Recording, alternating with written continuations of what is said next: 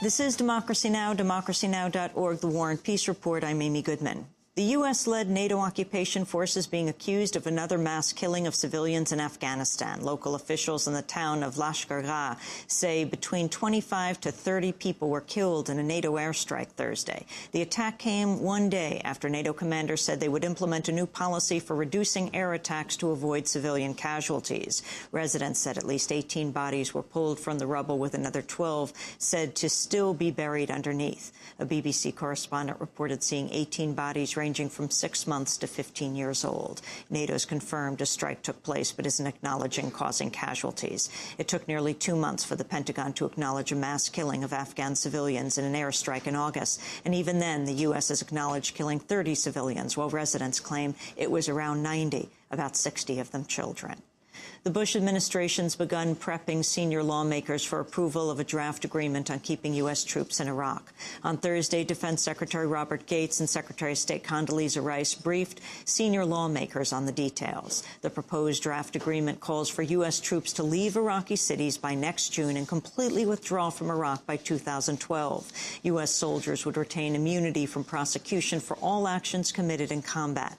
The U.S. would retain all jurisdictions over its troops' actions unless for actions committed off-duty and away from U.S. bases. Critics have dismissed the provision because U.S. troops seldom leave their bases in Iraq unless on authorized missions. The FBI is launching a voter fraud investigation into the community organizing group ACORN. The McCain campaign has accused ACORN of fraud in spearheading one of the most successful voter registration efforts in U.S. history. Over the past year and a half, ACORN's helped sign up more than a mostly young, mostly poor people to vote. Registration forms submitted by ACORN campaigners in a few areas around the country have been found to contain false or fraudulent names. ACORN officials have condemned the cases and insist they only amount to a tiny percentage of their registered voters. In an interview with the website Talking Points Memo, former New Mexico federal prosecutor David Iglesias criticized the probe, calling it, quote, a scare tactic. Iglesias was one of the prosecutors dismissed in the Bush administration's attorney firing scandal. He was let go in part because of his refusal to pursue voter fraud cases sought by Republicans. On the campaign trail, both major candidates shared the same stage Thursday, one night after their third and final debate. Senators Barack Obama and John McCain appeared at the annual Al Smith fundraiser, which has drawn presidential candidates in all but 2 elections since 1945. Obama joked about McCain's apparent reluctance to discuss the economy. Of course, I am especially honored to be here tonight with my distinguished opponent, Senator John McCain. I think it is a tribute to American democracy that with 2 weeks left in a hard-fought election, the two of us could come together and sit down at the same dinner table without preconditions. Now, recently, one of John's top advisors told the Daily News that if we keep talking about the economy, McCain's going to lose. So tonight, I'd like to talk about the economy. McCain, meanwhile, invoked his own mention of the Joe the Plumber, real name Joe Wurzelbacher, an Ohio resident who questioned Obama about whether his tax plan would threaten small businesses. Wurzelbacher came up more than 24 times in Wednesday night's debate. This is a very distinguished and influential audience, and as good a place as any to make a major announcement. Events are moving fast in my campaign.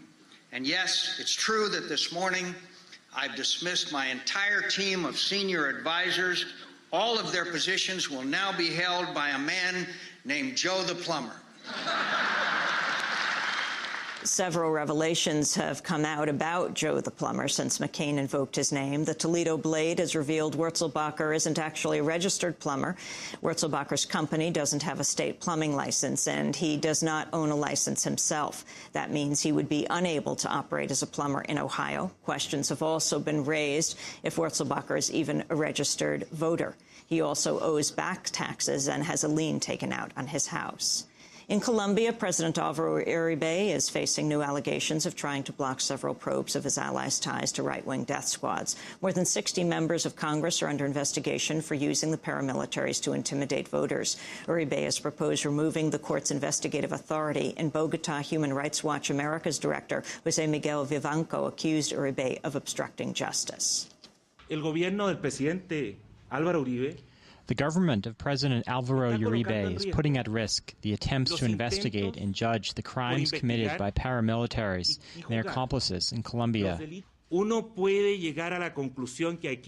may reach the conclusion that there has been a sort of campaign by the government of President Uribe to invalidate and discredit the Supreme Court, and occasionally the prosecutor's office, when it investigates themes that are sensitive to the government. The allegations come amidst warnings from indigenous groups they face growing repression, mostly in the southwestern Cauca province. Earlier this week, activists said police fired into a large crowd of some 12,000 people taking part in a national mobilization for indigenous rights. There are fears Colombian forces are preparing for a wider armed crackdown on indigenous groups. Colombia is a staunch U.S. ally, receiving the highest amount of U.S. aid in the Western Hemisphere. The unrest comes as President Bush has signed a one-year trade extension for Colombia, along with Bolivia, Ecuador, and Peru. Bush is seeking broader congressional approval of a so-called free trade deal with Colombia. But the agreement has been held up in part over human rights concerns, including a spate of killings of Colombian union leaders. Despite extending Bolivian trade, Bush is still seeking congressional approval for removing its special trade status. The Andean Trade Preference Act allows us to suspend trade preferences with countries that do not live up to their promises. And unfortunately, Bolivia has failed to cooperate with the United States on important efforts to fight drug trafficking. So, sadly, I have proposed to suspend Bolivia's trade preferences until it fulfills its obligations. Critics have denounced the administration's allegations as part of a campaign to destabilize the government of Bolivian President Evo Morales. In the occupied territories, funerals were held for 2 Palestinian civilians killed in separate attacks by Israeli troops in the West Bank. The victims were 20 and 21 years old. They were demonstrating in separate protests against the killing of an 18-year-old Palestinian the day before. Meanwhile, Palestinian farmers taking part in the annual olive harvest are suffering ongoing attacks from West Bank Jewish settlers. Palestinian farmer Hamdallah Afana said the Israeli military has ignored his pleas. We came to pick our olives, as every year we have a permit. I saw the Jewish settlers. They came running towards us, so we ran. They started to throw stones, so I directly ran towards the military base, just 50 meters away from us. I told them that the settlers were throwing stones and breaking my car, but the soldiers kicked me away from the area. In Pakistan, at least 6 people are reportedly dead in the latest missile attack from a U.S. drone. The strike took place in South Waziristan, near the Afghan border. Oil's dropped below $70 a barrel for the first time in 14 months.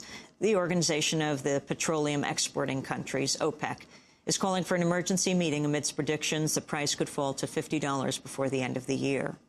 In other economic news, U.S. mortgage rates have seen a major jump following the Wall Street bailout.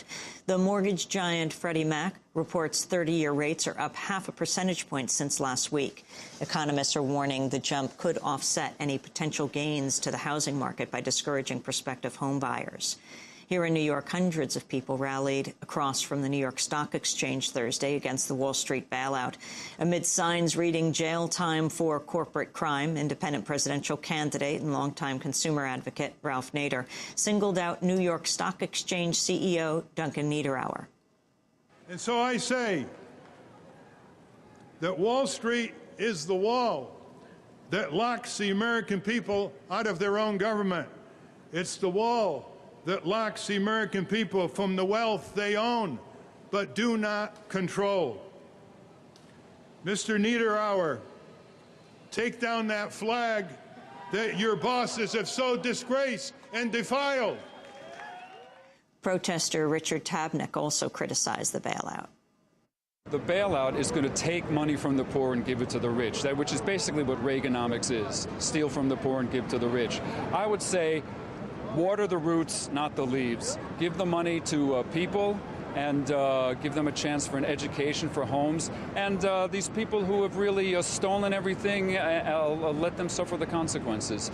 And 2 American companies are facing new allegations of fraud in Iraq and Afghanistan. The House Oversight Committee says an oil contractor named the International Oil Trading Company has made tens of millions of dollars over the last 4 years by overcharging for fuel deliveries to American bases in Iraq. The company's owner, Harry Sargent, is the chair of the Florida Republican Party and a major fundraiser for Senator John McCain. And the private military company DynCorp has been hit with a federal lawsuit accusing it of threatening workers and stealing equipment from an Afghan subcontractor. The subcontractor says DynCorp fired it without notice and later sent armed guards to dismiss its workers and seize more than $2 million in materials. And those are some of the headlines. This is Democracy Now!, democracynow.org, The War and Peace Report.